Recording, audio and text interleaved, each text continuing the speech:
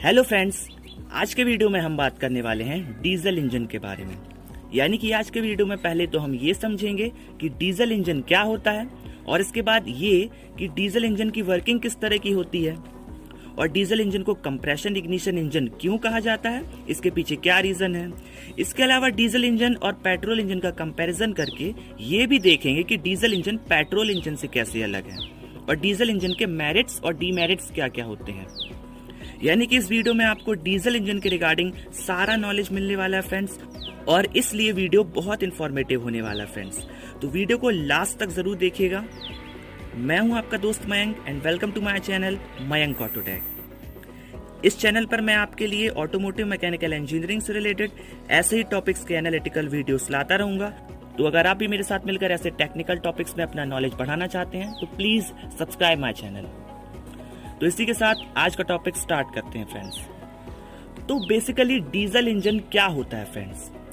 तो इसका सिंपल जवाब ये है कि डीजल इंजन एक आईसी इंजन यानी कि इंटरनल कंबशन इंजन है। और इंटरनल कंबशन इंजन क्या होता है ये हमने पेट्रोल इंजन वाले वीडियो में भी देखा था, और इसके वर्किंग प्रिंसिपल को भी वहां पर समझा था, क्योंकि पेट्रोल इंजन भी एक आईसी इंजन ही होता है फ्रेंड्स।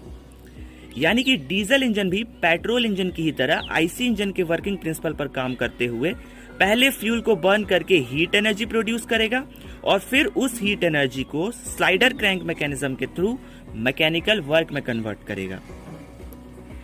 पर फ्रेंड्स, डीजल इंजन का वर्किंग मैकेनिज्म और एक बेसिक कंपोनेंट पेट्रोल इंजन से जरा अलग होता है। वो बेसिक कंपोनेंट ये होता है फ्रेंड्स कि पेट्रोल इंजन में फ्यूल को बर्न करने के लिए स्पार्क प्लग दिया हुआ होता है, पर डीजल इंजन में स्पार्क प्लग ना दे करके फ्यूल इंजेक्टर दिया हुआ होता है। तो इस बेसिक अंतर के बाद भी डीजल इंजन में भी वही स्लाइडर क्रैंक मैकेनिज्म होता है जो पेट्रोल इंजन में होता है। एक सिलेंडर के अंदर कंबशन चैम्बर में फ्यूल बर्न होता है, जिसके प्रेशर से पिस्टन का लीनियर मोशन होता है, और वो motion friends continue connecting rod के थ्रू क्रैंक शाफ्ट के रोटरी मोशन में कन्वर्ट होता है। तो आइए फ्रेंड्स, अब डीजल इंजन की वर्किंग प्रोसेस को हम डिटेल में समझते हैं, ताकि ये कैसे होता है आपको इजिली समझ में आ जाए। तो फ्रेंड्स, डीजल इंजन की वर्किंग भी बेसिकली 4 प्रोसेस में कंप्लीट होती है। इन प्रोसेस का नाम है, पहली सक्शन या इनटेक की प्रोसेस, दूसरी कंप्रेशन की प्रोसेस, और तीसरी प्रोसेस है पावर या एक्सपेंशन की प्रोसेस, और लास्ट होती है एग्जॉस्ट की प्रोसेस। तो अब सबसे पहले होती है फ्रेंड्स सक्शन या इनटेक की प्रोसेस। इस प्रोसेस के टाइम पर फ्रेंड्स पिस्टन का डाउनवर्ड मूवमेंट होता है, यानी कि पिस्टन नीचे बीडीसी की ओर जाता है, और इसके साथ इनलेट वाल्व खुलता है, जिससे एयर कंबशन चैम्बर में एंटर करती है। Only air friends, petrol engine में हमने देखा था कि इनटेक वाल्व खुलते ही एयर प्लस फ्यूल का मिक्सचर कंबशन चैम्बर में एंटर करता था, पर डीजल इंजन में ओनली एयर क्यों एंटर हो रही है? तो इसका एक बेसिक सिंपल जवाब ये है, क्योंकि पेट्रोल इंजन में हम पेट्रोल को फ्यूल के फॉर्म में यूज करते हैं, और डीजल इंजन में हम डीजल को फ्यूल के फॉर्म में यूज करते हैं। जी हाँ फ्रेंड्स, ये अंतर पेट्रोल और डीजल की क्वालिटी और उनके फंक्शंस में है, इसलिए ऐसा होता है। तो फ्रेंड्स, पेट्रोल की बात करें तो पेट्रोल एक वेरी वोलेटाइल मिक्सचर है, यानी कि ये इजिली वेपोराइज होकर एयर के साथ मिक्स हो जाता है। इसे वेपोराइज होने के लिए सिर्फ 21 डिग्री सेल्सियस का टेम्परेचर चाहिए होता है, और यही रीजन है कि पेट्रोल को हम रूम टेम्परेचर में यानी कि कार्बोरेटर के अंदर ही एयर के साथ मिक्स कर सकते हैं। अब अगर बात करें डीजल की फ्रेंड्स, तो डीजल पेट्रोल के in comparison less volatile fuel होता है, यानी कि ये इजिली एयर के साथ कार्बोरेटर में तो मिक्स नहीं हो पाता। अब इसके वेपोराइजेशन टेम्परेचर को देखें फ्रेंड्स, तो ये होता है मिनिमम 52 डिग्री, यानी कि डीजल को वेपोराइज होने के लिए मिनिमम 52 डिग्री सेल्सियस का टेम्परेचर चाहिए होता है, यानी कि ये रूम टेम्परेचर से तो काफी ज्यादा होता है फ्रेंड्स। तो इसे एयर के साथ मिक्स्ड कैसे किया जाता है, ये अब हम देखते हैं अगली प्रोसेस में। सक्शन की प्रोसेस कंप्लीट होने के बाद फ्रेंड्स इनटेक वाल्व बंद हो जाता है, और इनटेक के टाइम अंदर आई हुई एयर अब पिस्टन का अपवर्ड मोशन स्टार्ट होते ही, यानी कि पिस्टन के ऊपर जाते ही कंप्रेस होना शुरू कर देती है। इसी प्रोसेस को हम कंप्रेशन की प्रोसेस कहते हैं फ्रेंड्स।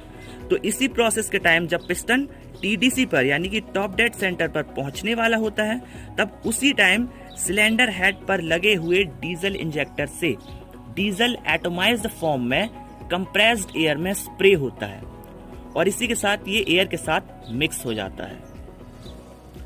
अब फ्रेंड्स, क्योंकि कंप्रेस्ड हुई एयर काफी हॉट हो चुकी होती है, जिससे कंबशन चैम्बर के अंदर 600 डिग्री सेल्सियस तक टेम्परेचर और 50 बार तक प्रेशर हो जाता है और जैसे ही इंजेक्टर से स्प्रे हुआ डीजल इस हाई प्रेशर और टेम्परेचर वाली एयर के कांटेक्ट में आता है, वैसे ही वो जलना यानी कि बर्न होना शुरू कर देता है। ऐसा इसलिए होता है फ्रेंड्स, क्योंकि डीजल का सेल्फ इग्निशन टेम्परेचर यानी कि वो टेम्परेचर जिसमें डीजल बिना किसी एक्सटर्नल फायर के या स्पार्क के सेल्फ इग्नाइट हो जाता है, ये सिर्फ 210 डिग्री सेल्सियस होता है फ्रेंड्स। तो इस वजह से कंबशन चैम्बर में डीजल बर्न होना शुरू कर जाता है और यही कारण है कि डीजल इंजन में स्पार्क प्लग ना देकर इंजेक्टर दिया जाता है और diesel engine spark ignition engine ना कहलाकर कंप्रेशन इग्निशन इंजन कहलाता है। और इस कंबशन की प्रोसेस के टाइम पर फ्रेंड्स पिस्टन का डाउनवर्ड मूवमेंट होता है और इस प्रोसेस को हम पावर या एक्सपेंशन की प्रोसेस कहते हैं या पावर या एक्सपेंशन स्ट्रोक कहते हैं। अब लास्ट प्रोसेस के टाइम फ्रेंड्स कंबशन चैम्बर के अंदर एग्जॉस्ट वाल्व खुल जाता है और पिस्टन ऊपर टीडीसी की ओर जाने लगता है और टीडीसी की ओर जाते हुए बर्न गैसेस को एग्जॉस्ट वाल्व से एटमॉस्फेयर में एस्केप कर देता है। ये प्रोसेस कंटिन्यूसली चलती रहती है फ्रेंड्स। तो ये थी डीजल इंजन की कंप्लीट वर्किंग प्रोसेस फ्रेंड्स। अब एक चीज और फ्रेंड्स, क्योंकि petrol engine spark ignition engine होता है जिसमें एयर और फ्यूल कार्बोरेटर से मिक्स होकर आता है, जिस कारण से ये अच्छे से मिक्स हो जाता है और स्पार्क प्लग से स्पार्क देने से इसमें एक इक्वल और एक रेगुलर स्मूथ कंबशन होता है। पर डीजल इंजन में ऐसा रेगुलर और स्मूथ कंबशन नहीं हो पाता फ्रेंड्स। इसकी वजह भी यही है कि डीजल इंजन एक कंप्रेशन इग्निशन इंजन है और इसमें फ्यूल कंप्रेशन के टाइम पर ही इंजेक्टर से स्प्रे होकर एयर में मिलता है और एयर के साथ पूरी तरह से मिक्स होने से पहले ही कंबशन की प्रोसेस स्टार्ट हो जाती है और इसी के साथ फ्यूल बर्न होने लगता है और एक इक्वल कंबशन ना होकर एयर फ्यूल के कई स्मॉल पॉकेट्स में अलग अलग कंबशन होता है और इस अलग अलग कंबशन की प्रोसेस के कारण कई सारे हीट वेव फ्रंट बन जाते हैं जो आपस में टकराकर बहुत ज्यादा नॉइस और वाइब्रेशन प्रोड्यूस करते हैं और इसी कारण से डीजल इंजन में ज्यादा नॉइस और वाइब्रेशन का प्रॉब्लम होता है और इसीलिए फ्रेंड्स हम डीजल इंजन के पार्ट्स को ज्यादा स्ट्रॉन्ग और रगेड मटेरियल से बनाते हैं ताकि वो कंबशन के इस झटके को सह सकें। अब डीजल इंजन का एक बहुत इंपॉर्टेंट एडवांटेज की बात करते हैं फ्रेंड्स, क्योंकि डीजल इंजन एक कंप्रेशन इग्निशन इंजन है तो इसमें कंप्रेशन के टाइम पेट्रोल इंजन की तरह पेट्रोल और एयर को कंप्रेस ना करके केवल एयर को कंप्रेस किया जाता है और इसलिए अगर हम इसका कंप्रेशन रेशियो बढ़ा भी देते हैं फ्रेंड्स तो इसमें पेट्रोल इंजन की तरह सेल्फ इग्निशन का कोई खतरा नहीं होता है। अब कंप्रेशन रेशियो हम क्यों बढ़ाते हैं? क्योंकि कंप्रेशन रेशियो बढ़ाने से फ्रेंड्स किसी भी इंजन की फ्यूल एफिशिएंसी बढ़ जाती है और इसीलिए हम देखते हैं कि डीजल इंजन का कंप्रेशन रेशियो हमेशा पेट्रोल इंजन से ज्यादा ही होता है। तो अब आपको ऑटोमेटिकली ये समझ में आ गया होगा फ्रेंड्स कि क्यों किसी भी डीजल इंजन वाले व्हीकल्स का माइलेज पेट्रोल इंजन वाले व्हीकल से ज्यादा होता है।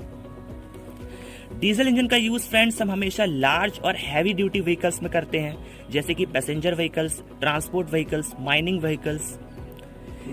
इसकी एक ये वजह है फ्रेंड्स, क्योंकि डीजल इंजन में डीजल इजीली बर्न नहीं होता है और लो आरपीएम पर हमें हाई टॉर्क आउटपुट मिलता है।